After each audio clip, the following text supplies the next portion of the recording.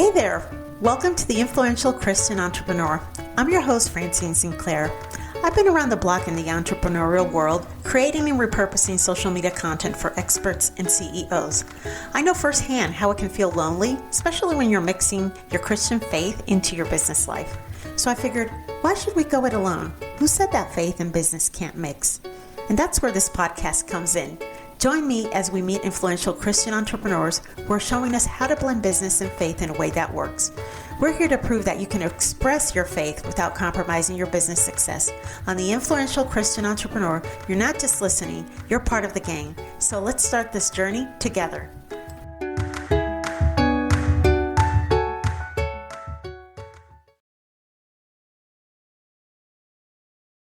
Welcome to the Influential Christian Entrepreneur Podcast.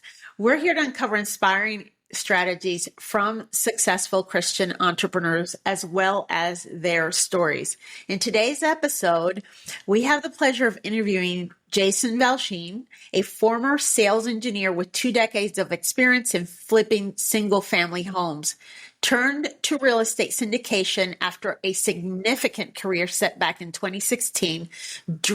He was driven by a deepening faith in Jesus Christ. Transitioning to multifamily real estate, he self-educated with insights from industry experts, leading to his first syndication deal, which was a 54-unit complex in Jackson, Michigan, where he took on roles as sole partner or general partner, asset manager, and project manager. Under his leadership, the property underwent a $2.3 million renovation, elevating it to one of the nicest communities in Jackson, Michigan. Valchine credits his success to his faith, stating that God's guidance is pivotal in life's journey. Now he's a full-time real estate investment professional and founder of 3 Nails Capital and Valchine Investments, LLC. Jason enjoys spending time with his family, serving in his church, golfing, hunting, and painting cars in Chelsea, Michigan. Hey, Jason, nice to meet you. Thank you for being here today. Hey there. Francine, honored to be here. Thank you for having me. Thank you. And I'm excited to talk to you about our topic today because you came to me through a common friend, Gordon Smith, and he had you in such high regard that I didn't wait. I usually would wait to get to know the person and then send them a message, but I couldn't wait. Something told me, just send them a message, and you accepted. That's awesome. Knowing that you're such a busy guy, I was quite surprised. So, Jason, tell us a little bit about your background. How did you become a Christian? Have you always been a Christian, or is that something that you became later on in life? Yeah, that's a good question. I was born and raised Catholic. A lot of people call them cradle Catholics. But, I believe that I was saved when I was about 11 years old at a Baptist camp. A basketball coach at the time started asking me to go to youth group. And so I started going to youth group, and he asked me to go to camp. And I believe that's where I've saved. In high school, I was kind of like, I was thinking about this earlier. It was just like a really kind of like a little bit, stronger of a faith, but really didn't have that solid relationship with Jesus. I was part of a youth group, and I was a leader in the youth group. But just really Jesus didn't take hold of my heart. I went to college and I was lost. And I mean, like, lost. And I think a lot of college kids get lost in college. I mean, it has all the recipe for that. But I was really lost and got out of college and, continued to be lost, floundered in the world. And, when you're lost in college, it's kind of, you have this little shelter. But you get lost in the world, and it sometimes can be a pretty harsh place. So that was, a little bit of a wake-up call, lots of jobs, lots of girlfriends, and then met my current wife. And we got married, we started having kids, and we're looking at each other like, hey, should we go back to church? Like, okay, that sounds like a good idea. And then we just went, and I'm not, the Catholic Church is easy to pick on, but I'm not picking on them per se. It's just more like, we went there, and these particular churches, like, everyone was just checking a box. Like, right. It was at the Catholic Church. It just didn't seem like there was spiritual growth. So we started bouncing around. Fast forward, we moved to Chelsea, my hometown, about an hour away, and then had to start the process over. Found a little church in town, made a lot of friends, great church, leadership problems. Then, all our friends left. We're sitting around at church one day and we're like, where the heck did all our friends go? We're like the only ones there. And so we started bouncing around to their churches, right? And just like church hopping. And it was one Sunday I was like, honey, and the kids were old enough to make their own decision at that point. They were like 9, 10 years old. And I'm like, guys, we can't just keep, hopping around in churches. We got to pick a church. And so we settled on, we didn't settle. They voted, and I actually uphold my end of the bargain. I gave them a vote, and when they all voted for 242 Community Church in Ann Arbor, I was the only guy that didn't. But I upheld my end of the bargain, and that's where we've gone ever since. And that's been about 5 or 6 years. But that's not really telling you my faith story. My faith story is about when we first moved to Chelsea. I had a job, a career. I was a sales guy, and really the best job I had ever had. Covered 11 states. Loved my boss. Like doing great. And then companies bought up an equity firm. They fired everybody. They fired like 47 people in 2 days, 2 weeks before Christmas. They didn't want. Turns out they didn't want our people. They just wanted our product in our factory. So for the first time in my career, I mean, my wife, we just had our third kid. She quit her job. We got a big mortgage. You know how it is in America. You adjust your lifestyle to your job. Yeah. And I mean, that's really the wrong way to do it, by the way. But that's the American way. And that's what I was doing at the time. So we had just gotten a big mortgage. And then I think what happened, looking back on it, is God just said, because everywhere before, God always helped me. Like within, a day or two, I would have another job. But this time was different. And this time I didn't have another job and the phone wasn't ringing. And like, I got scared and I got depressed. And it for me, like that was the time I think God just said, you know what? I'm not going to help you this time. Like it's for your own good. I'm not going to help you.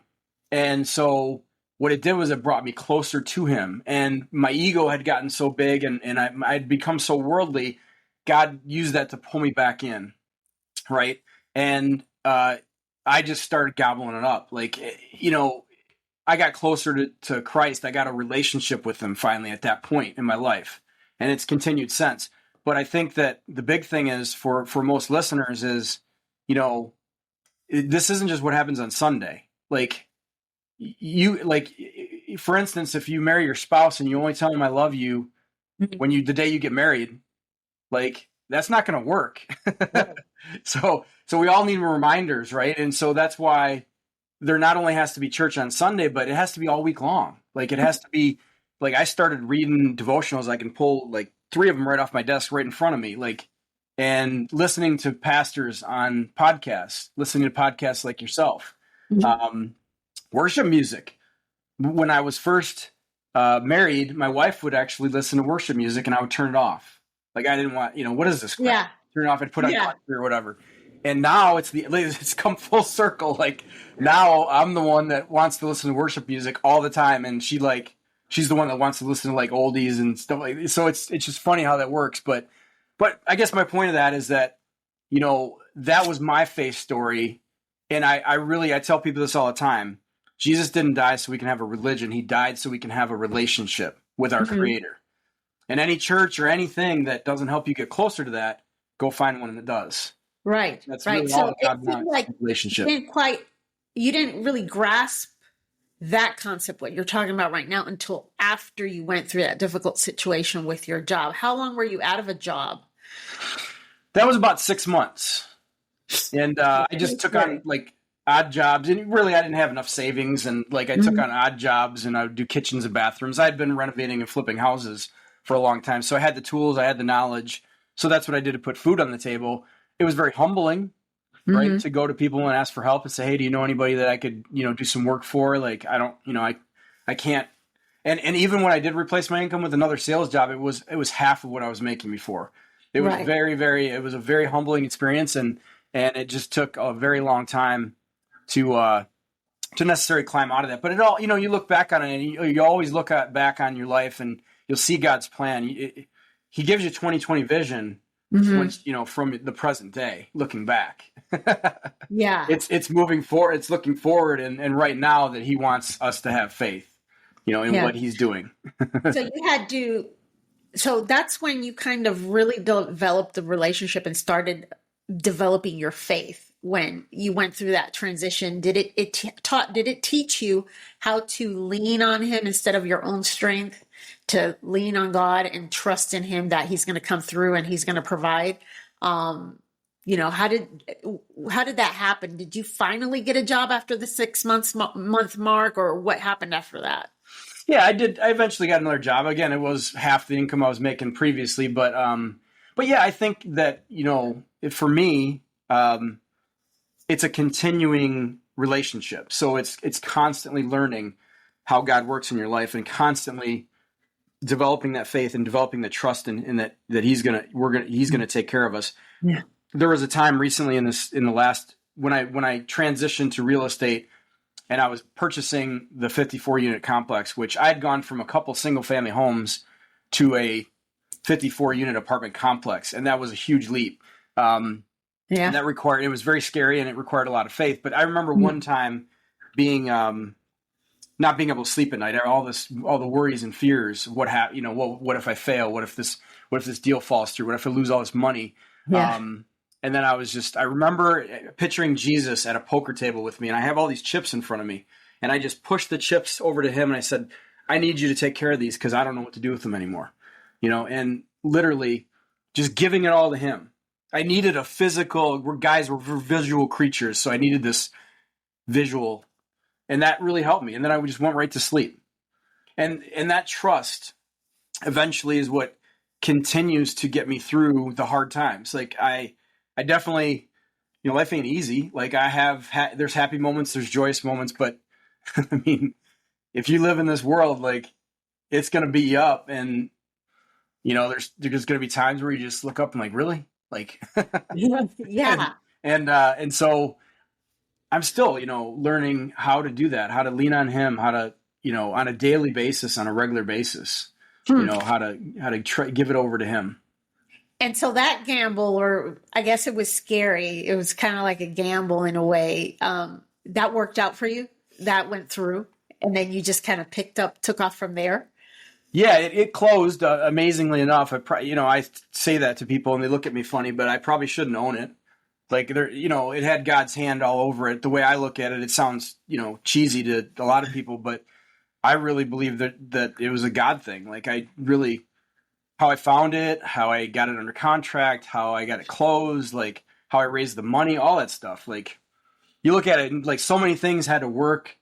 The pieces had to fall together at just the right places, and it just, anyways. But yeah, it closed, and I own it, and then I proceeded to have to do that large of a renovation on it. I mean, the place was falling apart. I mean, we had I can't remember raw sewage leaks, active sewage leaks in 4 of the crawl spaces when we took it over. Like it was just really a bad situation for the residents and for the buildings. They just been neglected for so long.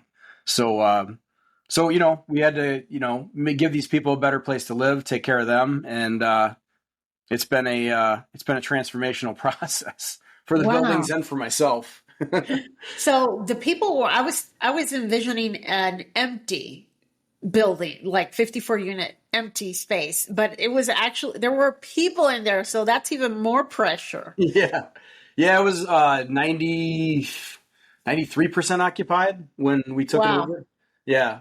So we had to do all our renovations with them there. And we eventually, as people moved out, we would gobble up those apartments to renovate them.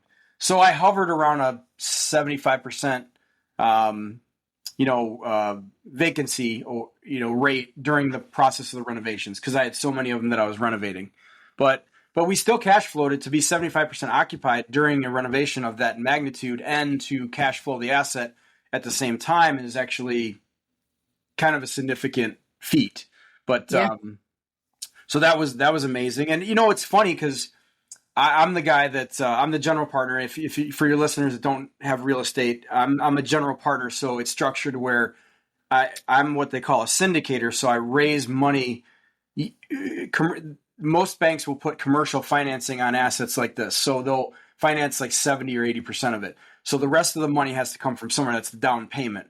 Right. You can use your own money for the down payment, but if you don't have, millions of dollars or hundreds of thousands of dollars, you can raise that money from other investors. Right. And then if they're not direct family gifting you money, then you have to file regulations with the SEC, and there's all kinds of different exemptions you have to qualify for and all that stuff. But a Reg D, an attorney, they handle all that stuff. I didn't mess with that. But Right. but the bottom line is, I had to raise the money for the down payment, from other people. And so there's a group of us that actually own this, and I'm the general partner, which means I manage it, and I'm the asset manager. I make the decisions, I make sure it runs, and I report financials to the banks, and I report to the investors, and I write checks to the investors. We've been able to cash flow it, and I've been able to write checks to the investors every quarter. I've never missed a quarter as far as giving them return, some kind of a return. Sometimes it's less than others, but that's been a significant feat in my mind. It was it was amazing that kind of what I was getting at is there's been many a times where I've been afraid to open the financials because I knew how bad the property was operating and how much crap we had going on, Yeah. I'm just afraid. I just procrastinated to open the financials and really calculate what I was able to pay the investors. And every time I've been surprised by and I know it sounds cheesy, but I feel like God has taken care of us. And every single time I've been able to, give the investors what I promised, which has been truly just amazing to me. So when did you buy this property? Was it 2016? No, this was actually 21. Oh, 2021. right after Yeah. COVID. Wow. Yeah, it was the year after COVID that we finally closed. COVID happened, and that delayed our closing a little bit, but mainly it's just, the owner had owned it for 30 years, and he just he wasn't really ready to sell, and owners, when they own something for that long, they think it's worth more than it is. They really do. Yeah. They don't touch any. He didn't put any money in the property in 30 years, and still thinks it's worth market value. So Yeah. So we had to go through a lot of negotiations, and really at the end of the day, I had to overpay for it, to get it. But these kind of assets, apartments, they really don't sell. You don't see them. You don't see a for sale sign in front of an apartment complex ever. And there's a reason for it, because most wealthy people are looking for safe places to put their money. And real estate is one of the safest places to put your money. I read a stat the other day, and it was 90% of the millionaires in the world have done so through real estate. But it's not even just that becoming a millionaire. It's where people will preserve their financial wealth. And so they trade off market. Brokers, pocket listings. Yep. And then, or, you just approach owners like I did, is what I did. And they agreed to sell to me. And that's right. Oh, so you found this guy through just calling somebody, through word of mouth, nothing that was advertised, right? Yeah. Well, I had flipped the house across the street. This is kind of a funny story. And then I saw this traffic. Our apartments are set behind mansions. It's, the typical house flipping 101. You buy the worst house in the best neighborhood. So I bought this house. It was mansions across the street. And then there was traffic going in, and I was just curious. So finally I drove back there, and there's this apartment complex. And at the time I was, researching and learning how to do this. And when I saw this, it was like textbook. They always said you look for rundown buildings that it looks like someone doesn't want to own it. Right. And so that's what it was. It was just paint peeling, porches falling off. And it was like a God moment for me. I was like, holy crap, I'm going to buy this place. I don't know why or how or when, but I'm going to buy this place. Right. And so then I flipped the house. I finished the house across the street, and it was around my wife's birthday. It was late October. And she wanted to go out to eat for her birthday. She chose Jackson. I don't know why. Normally we'd go to Ann Arbor, where all the good restaurants are, but we went, not anything against Jackson, but they just don't have as much of a selection. Right. So she wanted to go to Jackson. She wanted to go to this particular Japanese steakhouse. It's an hour wait. It was pre-COVID. And I was like, well, it's your birthday. We'll wait an hour if you want to wait an hour. No, I don't want to wait. Okay, let's go to Knights. And Knights was another steakhouse. And again, Friday night, full place, 15-minute wait, better wait. Let's have a drink at the bar. The bar's full. 2 stools, one big guy in the middle, 2 empty stools, whole bar. And so I said, well, hon, just sit down. I'll stand behind you, and then you can order a drink. And the big guy at the bar, in the middle stool, he's overheard. He says, well, I'll move over. So he moves over. He's wearing a suit, drinking whiskey. I was like, thanks. What do you do? And he's like, well, I'm a broker. I'm a real estate broker. I was like, oh, man, like I flip houses, and I want to buy this apartment. He's like, I know those owners. They'll never sell. I've been trying to buy that complex for 10 years. They never even give us a price. They like broke my heart, and I'm like, oh man, like really?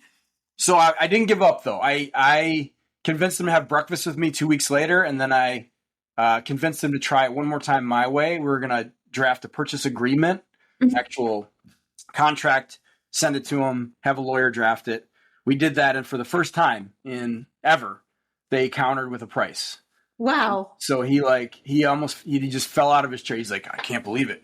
They gave us a price.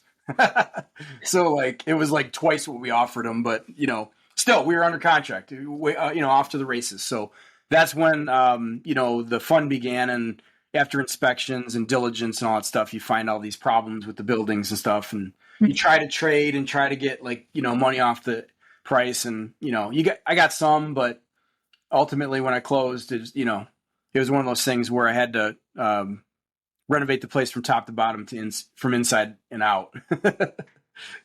That's how bad it was. So the guy became your partner.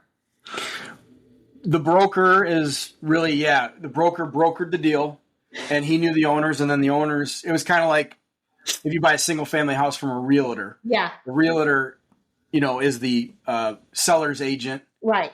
And, though in a commercial transaction, typically the broker is the seller's and the buyer's agent.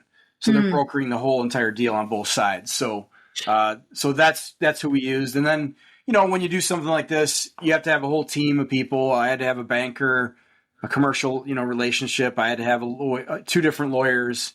I had to have, various inspectors. I had to have an insurance guy. I had to have, just a whole team of people that helped us. And that's the thing. Everyone thinks it sounds so scary.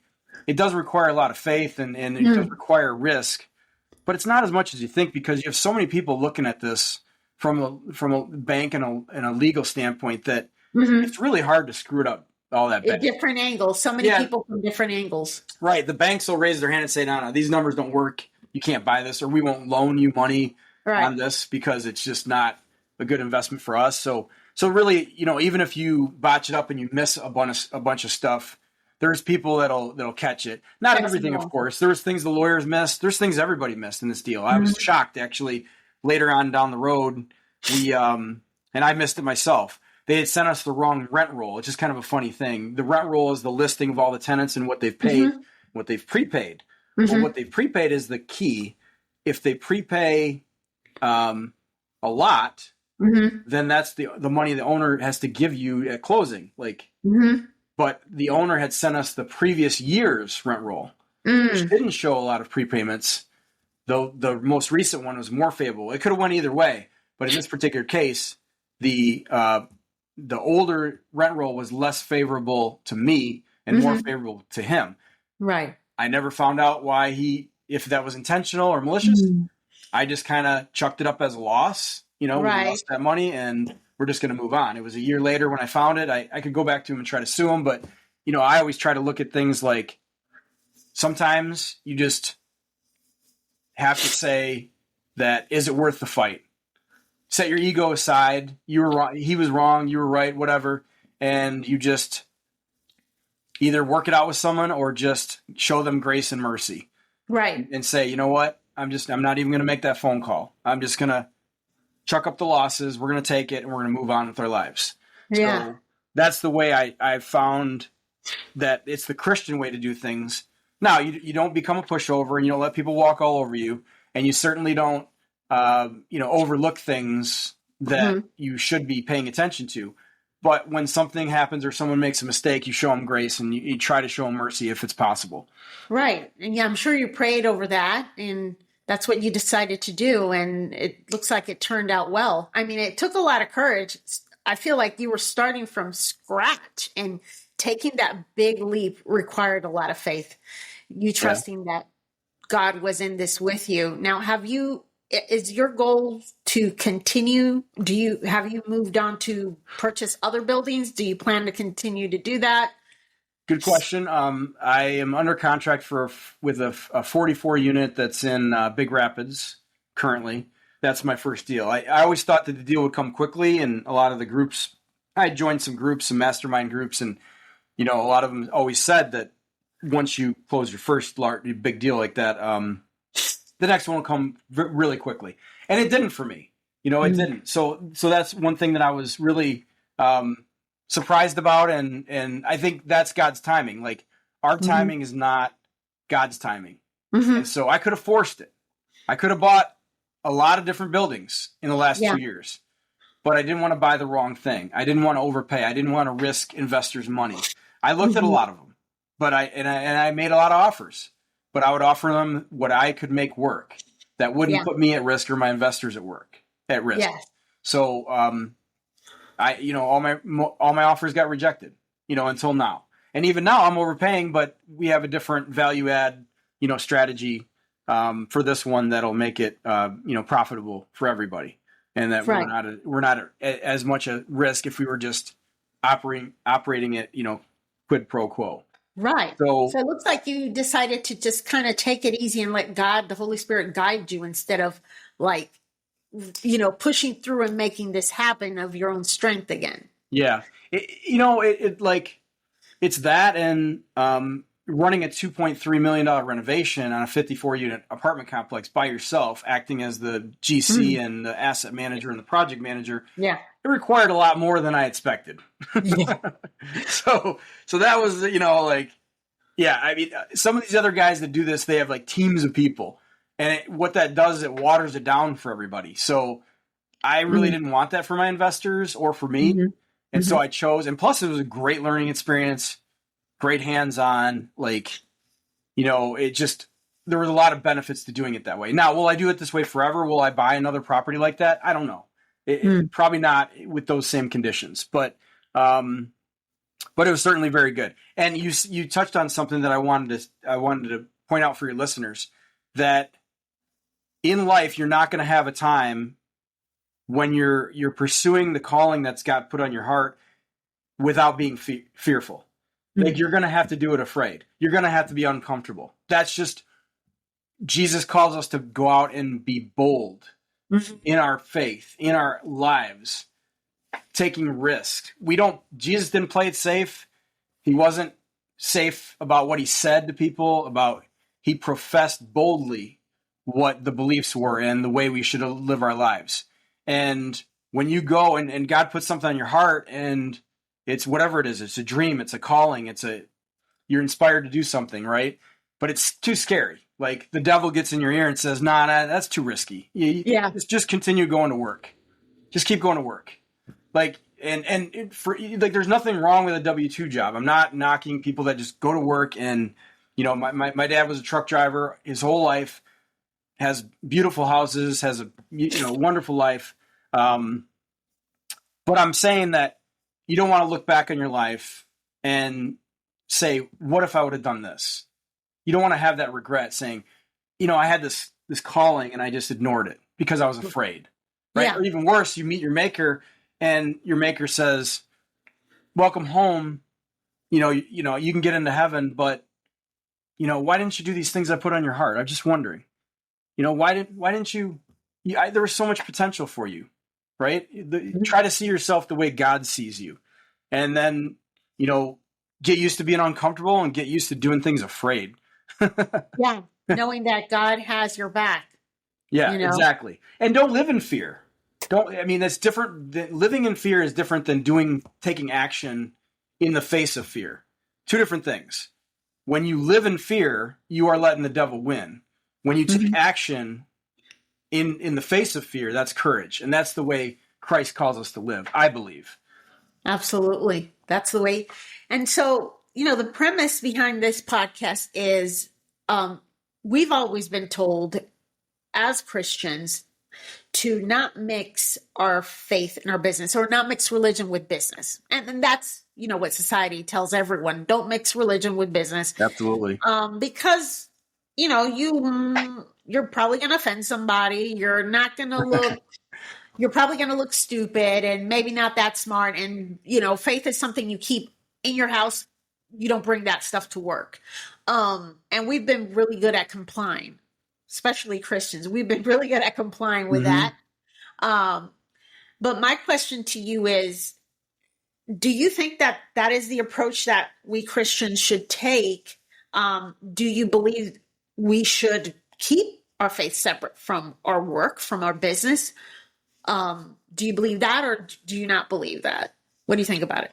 Well, I think we have to ask ourselves, like, when Christ was walking the face of the earth, when you read those red letters in the gospel, what was he doing? Right? Like, was he worrying about, getting fired from a job, or whether or not someone was going to buy his carpentry? He wasn't worried about those things. Was he worrying about offending someone? I think if you read the Gospels, I think you'll find out pretty quickly that he wasn't. I just feel like he gave us instructions. He said, follow me. He said, do this and you will have this. You'll have an abundant life. You'll have prosperity. You'll have the life that I promise you. And in this world today, it's tough, because the world, I mean, really, that's, a whole other thing, but we've been instructed, hey, to be in this world, not of this world. The world will try to pull you in, and it's difficult to not become of the world. Right. Very difficult. And I think that if you're afraid of offending someone or losing a job or losing a contract or losing money because of your faith or your Christianity, I think you're probably missing it. For me, I try to find ways. Now, you got to do the other thing is, there's a lot of Christians out there, and I like Joyce Meyer, and she talks about this all the time. She said Christians are some of the meanest people on the planet. And that's not good. Like, don't put the fish on your car and then cut someone off in traffic. Don't wear the rhinestone Jesus and then be rude to someone at the grocery store. Like, right. Try not to do those things. We're not perfect, but we got to show love to everybody. And you don't have to preach Jesus or preach the gospel to some strangers that are, that they're worldly people, and that, you might offend them, or that you might seem hokey if you just start preaching Jesus. Don't do that. Like, just love on them. Be the shining example of God's love and Jesus' love.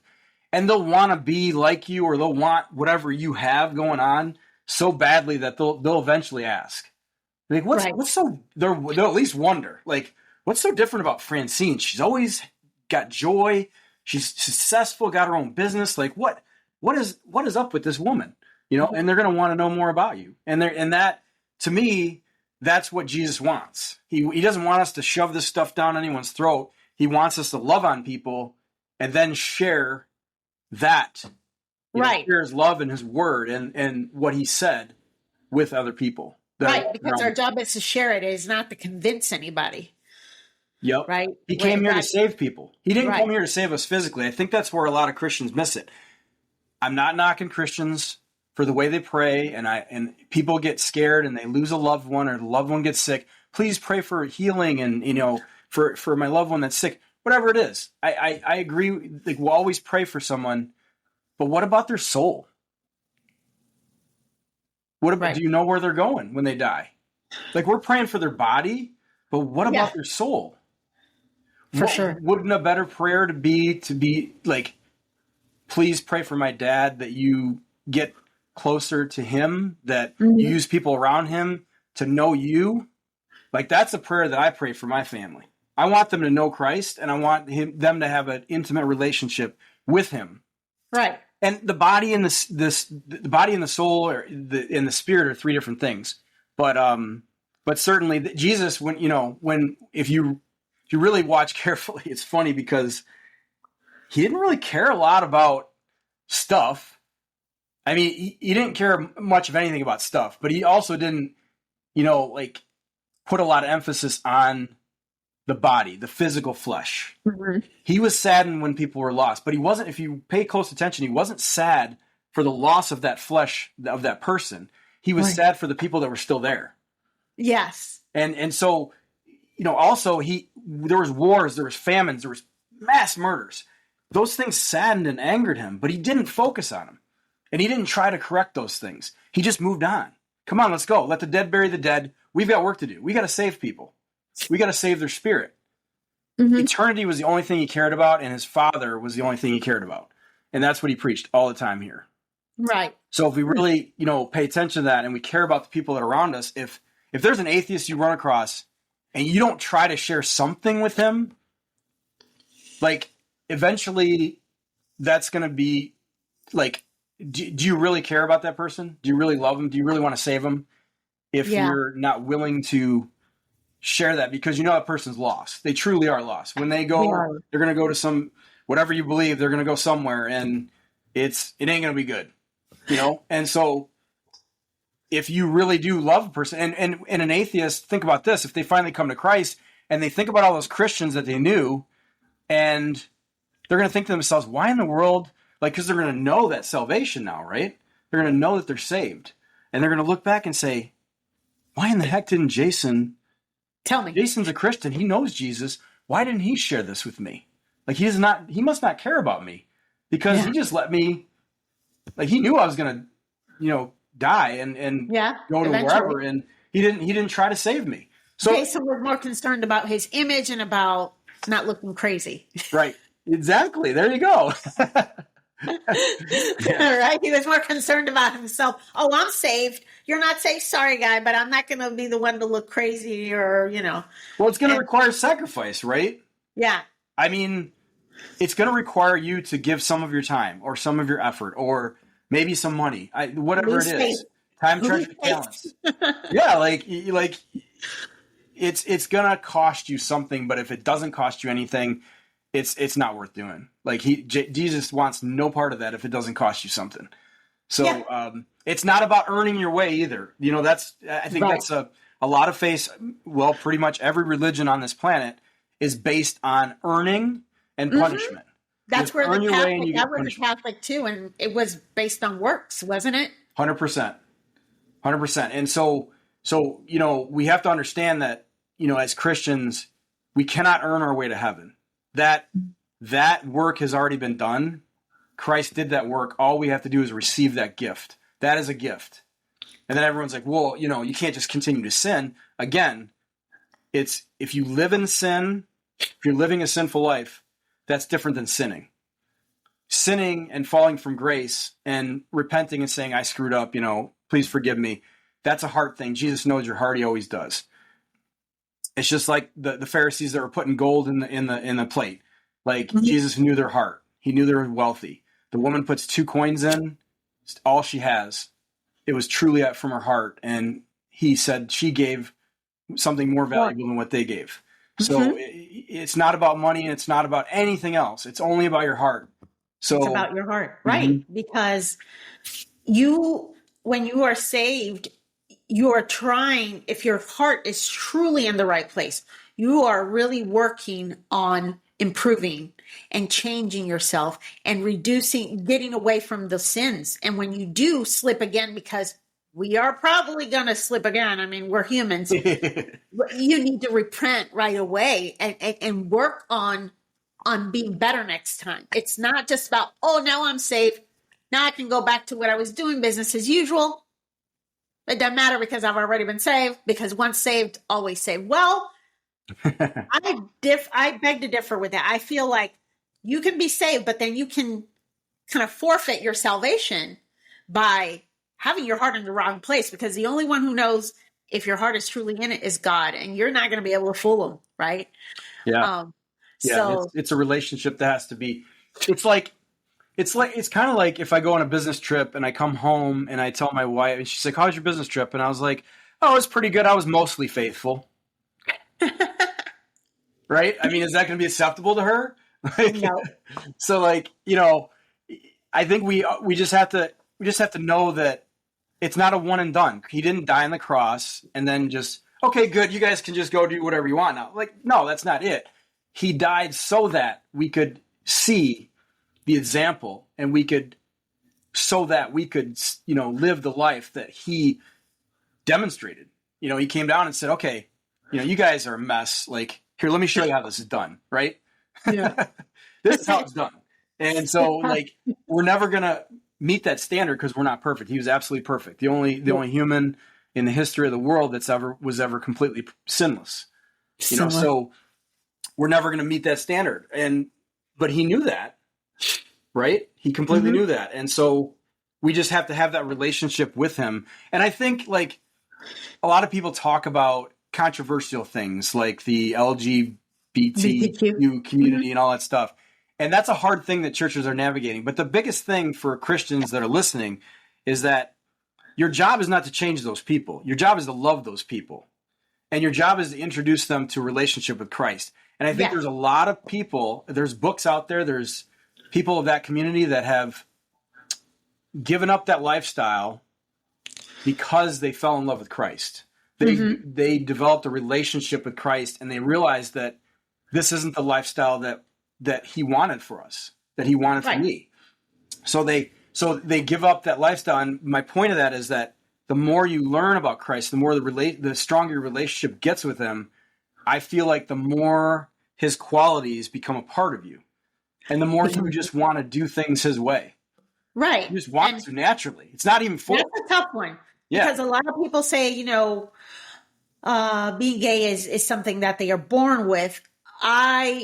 Because I was in the very secular and grew up around a lot of gay people, I was of that mind that you are born that way. You really can't help it. But what people don't understand is that it is a spiritual matter.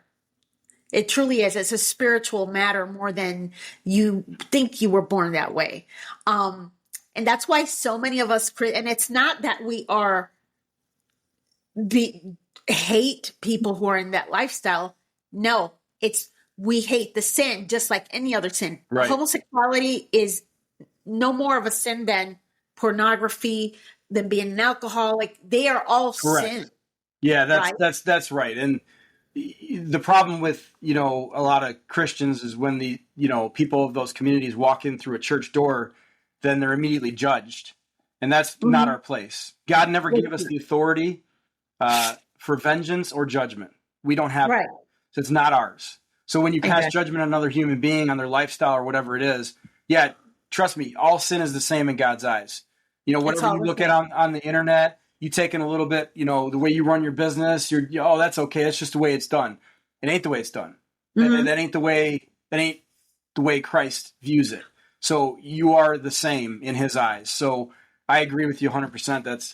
That's the problem or the challenge that churches are running into right now with everything that's going on. And don't get me wrong, the world wants to take God out of everything. And the world wants to convince, the world wants to convince all the people of those communities that, they're judging you. They're bad. Look at them, those hypocrites, And so that they want to squash down the Christianity. They want to take Jesus and God out of everything as much as possible and make us the bad guy. When good is viewed as evil and when evil is viewed as good, then we are, end of times. Those are end of times type stuff. And I don't want to go there. That's a whole nother podcast. It's all in the Bible, though. Yeah, it's all in the Bible. That's right. So it's all in the Bible. But so what do you think about as a business person in the marketplace, in the business world? Is it okay should we Christians be openly professing our faith? That doesn't mean telling people what to do, but spreading the gospel, not hiding the fact that we're Christians, speaking about our testimonies. Mm-hmm. Yeah. Should we be doing that? Because I've, spoken to a lot of Christians, and many of them who don't feel like because their client base are not Christians, that they shouldn't openly profess it, that's something they can do in the background, but that's something that is probably not, they just don't do it because they don't feel like it's good for their business. Do you think that if you really do have your heart in the right place, you wouldn't have a problem with professing it? How do you feel? How do you do it? Do you do it at all? What do you feel? Yeah, I do it. I wear a cross around my neck, uh, and I have a cross on my car. Um, I I look to do business with other Christians. I don't advertise that, or but God will move people in your lives that it's just kind of funny. Maybe it's because they see the cross and they bring up the fact that they're Christians. They bring it up. I didn't ask. Right. Like they just started talking to me about. I mean, I've had contractors in the parking lot talk to me about their past porn addictions and how they were saved and how their marriage is saved and all this, like really intense conversations, to tears in a parking lot with a contractor that I just met like 10 minutes ago. Like, They saw the cross and they said, "Oh, this is a safe place." maybe it was. I don't know. Like Yeah. a lot of people wear crosses, so and a lot of people that do bad stuff that wear crosses. But I just think that God will use people. He'll use you. Whatever it is, you got to leave it up to Him. And for people to say, "Well, I don't share that because my clients," I think that's, God. If you're a Christian that is not, like I said, don't hijack the Christian faith to promote your business. There's people doing that stuff too. Yeah, for sure. Using Jesus for their business instead of their business for Jesus. Yeah, but like, don't force your religion down anybody's throat. And like, if you're, say you're whatever, and you got, you got some Jewish clients, like, they don't believe in Christ, so don't start talking about Jesus. Like that's not going to do anybody any good. It's just making people angry is not is not a strategy. Now, Jesus made people angry, but only because he knew they were hypocrites and they were doing really bad stuff. So, he called them out on their BS. But like, don't try to save someone by making them angry. Just try to love on them and look for a little opportunity. You don't have, like, whatever. Like, for example, hey, I can't jump on that call because I'll be in church, or I'll call. It's Sunday, and I believe Sunday's for God and family. So I'll call you Monday morning. Like, just little things you can interject that they really don't have to say a word about. It's not doing anything for, and it'll get them start to think, like, what kind of church does he go to? Like, what, like, and they'll ask questions. And I've had people do that too. I say something to people, I say better than I deserve. And I jumped on a call like this. And the first thing the guy asked me was like, "Oh, so what's that mean? Unpack that for me." And then I immediately started talking about salvation in Christ. And I said, are you a Christian? And he says, I'm Jewish. I'm like, oh. Like, whoops. I kind of open mouth, insert foot, like, but when it opened up a dialogue and I shared. He asked first, so it's not like you, But it opened up a really cool dialogue, and I ended up sharing a lot of things with them. And I mean, I started following Barry McGuire lately, and he's like the car guy, the car wax guy, McGuire's Wax. Really, really huge disciple maker, like big time. Anyways, he says, it's a team sport. Don't try to save someone right there. Like, just plant a little seed and let them move on. Let God use the next person and the next person and the next person. And I just love that analogy. Like, it's a team sport. It takes the pressure off you. You don't have to do it. Like, just love the person, move on. Like, a couple things I like to do. I like to, pay it forward on drive-throughs. I like to just pay for someone's meal behind me. No strings, no question. I'm an anonymous. I do have a cross in my car. I want them to see that cross. But other than that, like, they don't know who I am. If I see people begging on the side of the road, people pass judgment on these people. Say, oh, they make $60,000 a year begging and they don't need the money. Like, okay, that's cool. But you know what? If they got to lie and stand on the side of the road in the cold to get money, like, they need help. They're lost for sure. And so, like, love on them. I give them a 20. Like, I don't just give them spare change. I give them a 20 now or even more sometimes. And I'll give them a little scripture verse. Or I'll share a card with them, like, that says that has a QR code on it that they can go and they can learn more. Like, don't be the Christian that looks like pardon my French, a cheap ass. Like, be generous. I heard that about somebody who works in the restaurant business. That servers, it's well known among people who work in this restaurant business that Christians are the worst tippers. Oh, and that breaks my heart. And I mean, how much does that break Jesus' heart? Right? Like, that is, I'm not that guy. I'm definitely not that guy. And I don't want to be that guy ever. Be generous. Be that Christian that when they think about Christians, they think about, wow, that guy was generous. Like I want what that guy has. Why is that guy so generous? Why does he give stuff away so freely? Why doesn't things bother him like that?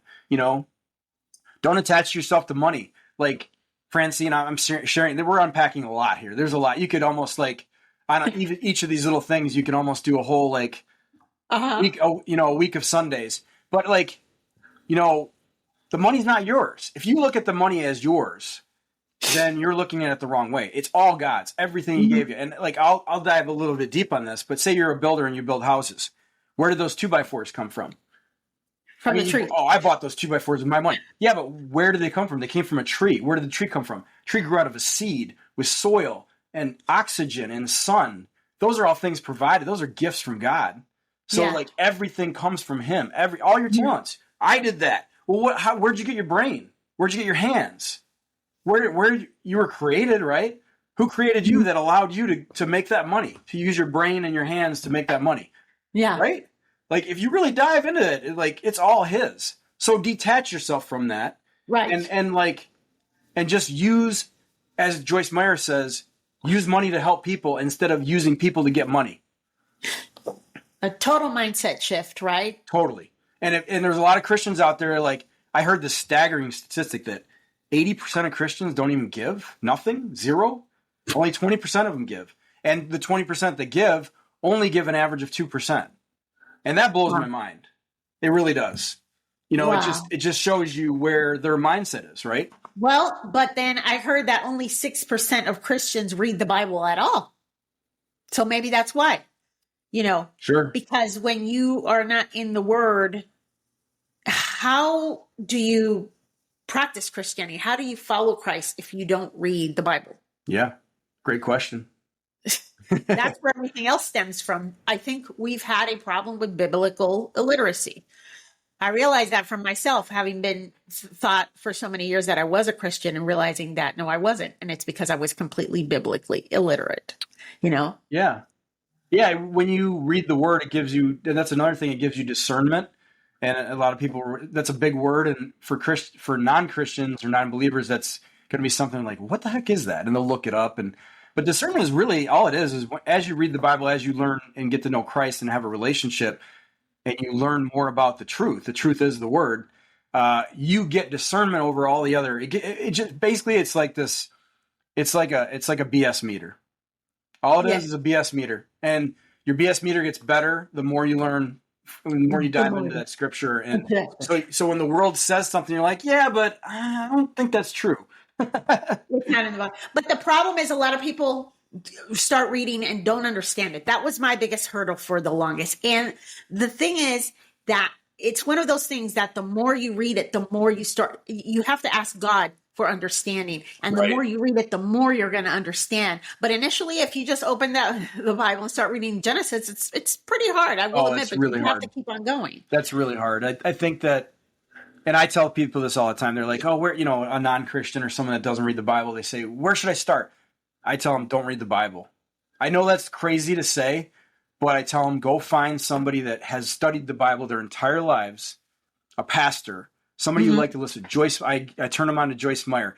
Even Joel Osteen, I know he's like, a lot of people knock him, but he's a really good pick-me-upper, and it gets people, he saves a lot of people by getting them interested, and then they dive in, and then they go to a different church or whatever, and they learn, actual scripture. But and then you turn, go get a devotional where someone takes one scripture verse and then writes 2 paragraphs about it and ties it into how this applies to your life.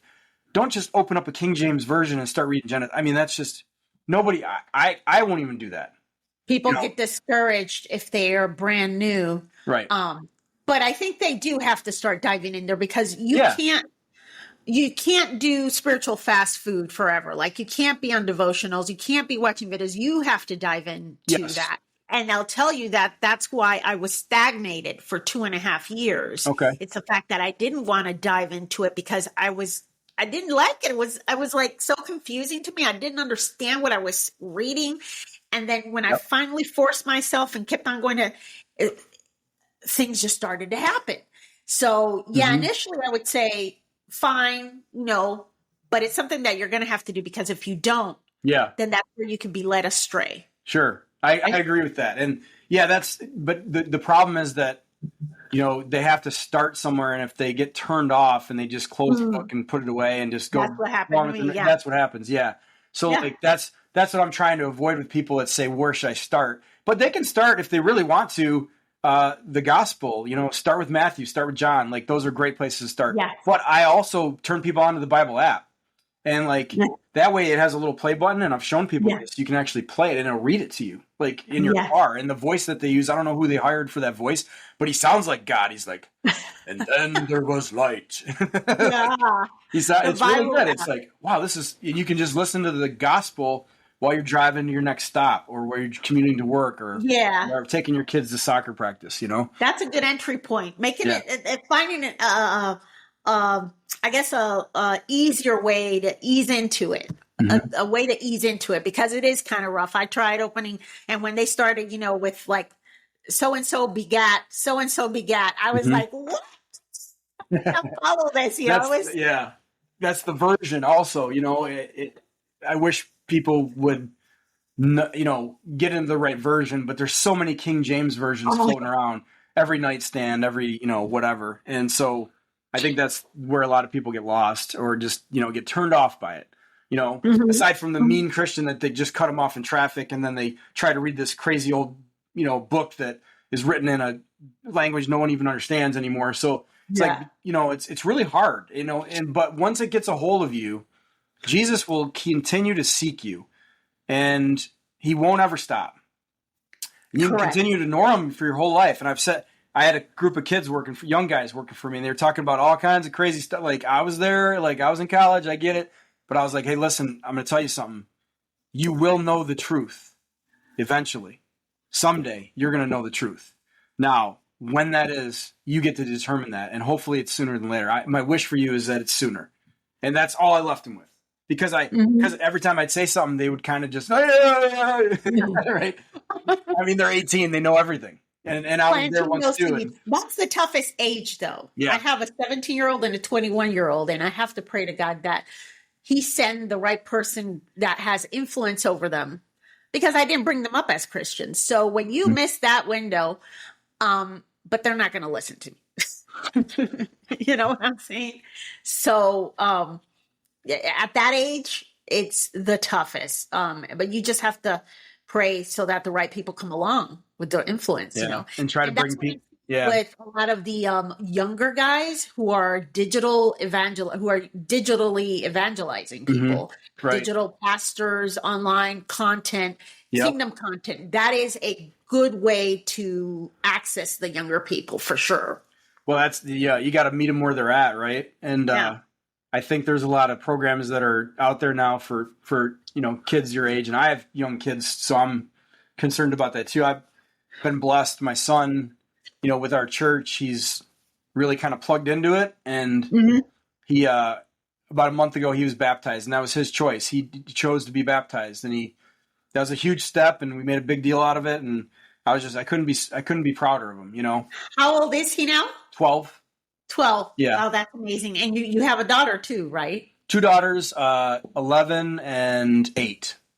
11 and 8. So they're still in an age where you can kind of guide them. But boy, once they hit that 16, good luck. Yeah.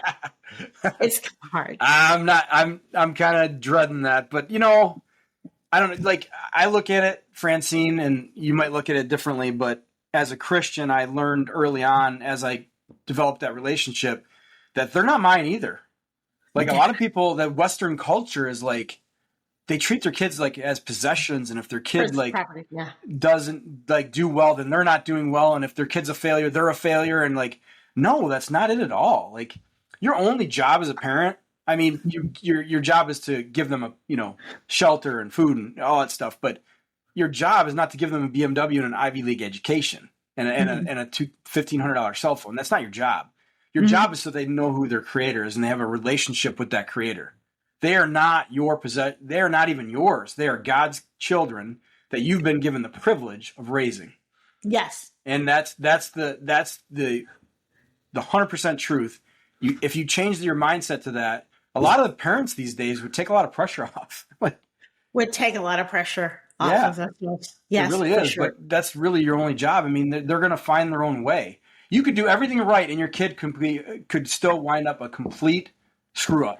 You could do everything wrong, and your kid could wind up the president of the United States. I don't know, but the point is that it's not on you, and that's really where I think a lot of people miss it. Your job is to make sure they have that relationship with Christ and make sure they know Him, and when that happens, everything will fall into place. They will have the Absolutely. calling. They'll work hard. They'll be honest. They'll want to follow Him naturally because they have a relationship and they realize they're unconditionally loved by That's the a priority. heavenly Father. Not Yeah. I'm an earthly father, and I can only love them so much, and they know that, and they know that I'm going to make mistakes, and I'm going to fall, and I'm going to ask for forgiveness, and I do on a regular basis. Correct. But they know they have a heavenly Father that loves them more than me, and that's what's really important for them, is so they have that to fall back on. Because kids, it's scary for kids these days with everything that's going on. Like, I wouldn't want to be like their age right now, like, it's pretty crazy. And to have that without having something to fall back on, like a relationship with Christ in this world, I really don't know where I'd be. I don't know about you, Francine, but I'm so glad that I found that. I'm so glad too. I don't know where I'd be either. I don't know how I got this far without it, to be honest. I really don't. By the grace of God, I have no idea how I got this far. I'm like, wow, I can't believe I made it this far without. Isn't that funny when you look back? Like, I should have been dead so many times. I know, right? Like, I should have been dead so many times, yet here I am. Yeah. It's crazy. And that makes you appreciate it so much more. Right. And know that there is a purpose for your life. Right. Yeah. Until the other day, I was thinking, what is the purpose of my life? I can't figure it out. I'm already this old and I don't know when am I ever going to find the purpose of my life? And the purpose for all of us is to glorify God. How you do it is different for everybody, depending on your skills, talents, abilities, what you do, etc. Absolutely. Reach your potential. And I just heard something just it's funny you mentioned that, because I just heard a stat. I was listening to a podcast and they talked about dementia in elderly people, and they found this weird study that in every case, if the person had a purpose, if they had a purpose in their life, they did not they just literally did not develop dementia, or it didn't develop until way later in their life, or just some weird stat like that. Really? So the point is that having a purpose was the way to fight dementia. Wow. In elderly people. So for us, it's to glorify God. So that's clear. Right. And that's the first thing I thought of. I was like, everybody's got a purpose. Like, I don't know why people need a purpose. They got it already. They just don't know it. Right. They don't know it. They don't know it. And that's why we spend all these years like, what is my purpose in life? When am I going to find out? And it's for everybody the same thing. I was stuck there forever. So Jason, how can people find you if they want to know more about real estate, or if they want to know more about God, if they just want to connect with you? What would be the best way for them to do that? Yeah, I love talking both of those topics, and I'm an open door, so anyone can call me. They can call my cell phone, 734-548-4091. A lot of people think I'm crazy for giving that on podcast, but I just really believe that, if a relationship is out there that exists, you can shoot me a text or, whatever, call me.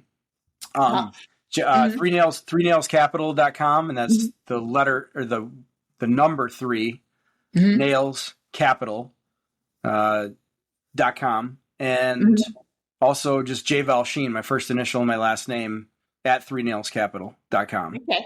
Are you active on any social media platform? I'm on Facebook and LinkedIn. I'm not on Twitter, X. I'm not on Instagram yet. I've been thinking about, joining that club, but I've been kind of waiting in the shadows on that one. But I am on LinkedIn. You can look me up, and the Valchine name is unique to United States, or maybe even the world. I don't know, but there's no other Valchine family in the United States that I know of. They're all related to us somehow, but I'm the only Jason Valchine. So they can find me on Facebook. It's easy to find me on Facebook and LinkedIn. Okay, cool. So they can shoot you a message there on LinkedIn and you'll eventually get it on Yeah. Facebook. Yeah, absolutely. Cool. Yep. So Jason Valchine on LinkedIn and Facebook, or his other information, which I don't think I'm going to write out in the notes. I'm going to let people, if they really want your phone number, they're going to have to listen to it. Perfect. Absolutely. There's a little golden nugget at the end of the show. You got to listen to the whole golden show. nugget. One funny thing is, I found that men or people who are strong Christians and really care about people, even if they are like highly successful, they seem to not hesitate with just giving their phone number to people. I'm just noticing a pattern with that. And I think that's just comes from a place of reassurance that God has your back, and anybody who's supposed to call you or needs to call you is just going to use that for the better. So, well, there's two things to that. For one, what are you hiding? Right? What have you got to hide? The second thing is, who are you screwing over to where you don't want people like having your number? Like what, eventually you're going to screw someone over and they're going to have you like, I don't understand that mindset. It just looks really sketchy when someone doesn't give their cell phone. Like when I meet people in business and they're like, well, yeah, I don't give my cell phone out. Like, really? I'm just like, it always gives me hesitation, but I feel like for one, I'm an open book. And if someone needs something, I'm going to try to help them. That's it. That's all there is to it. Perfect. So for real estate or anything related to Jesus, make sure to communicate or contact Jason Valchine.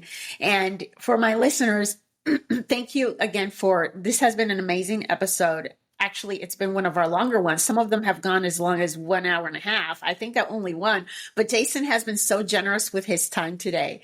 So for all of you out there, if you are a Christian CEO or a Christian executive and you're seeking to authentically mix your faith and your business, we can help you by creating social content for the purpose of inspiring more people to Christ via digital platforms. You can communicate with me on LinkedIn, Francine Sinclair, or find me at hello@francineSinclair.com. That's my email, or my website, which is francineSinclair.com. I want to thank all of you for listening in again today. We'll be back on next Tuesday with another amazing guest.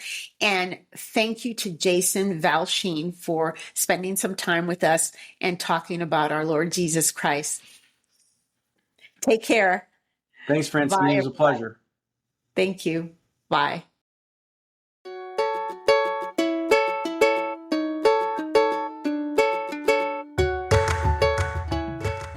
If you're a Christian business leader or executive, I invite you to work with me to create a faith-driven personal brand on LinkedIn that will empower you to navigate the intersection between faith and business. Feel free to contact me directly at hello@francineSinclair.com.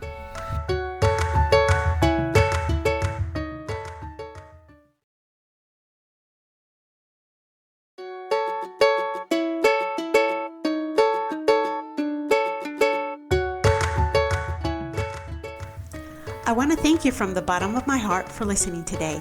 Make sure to subscribe to this podcast and don't forget to follow me, Francine Sinclair, on Facebook or LinkedIn.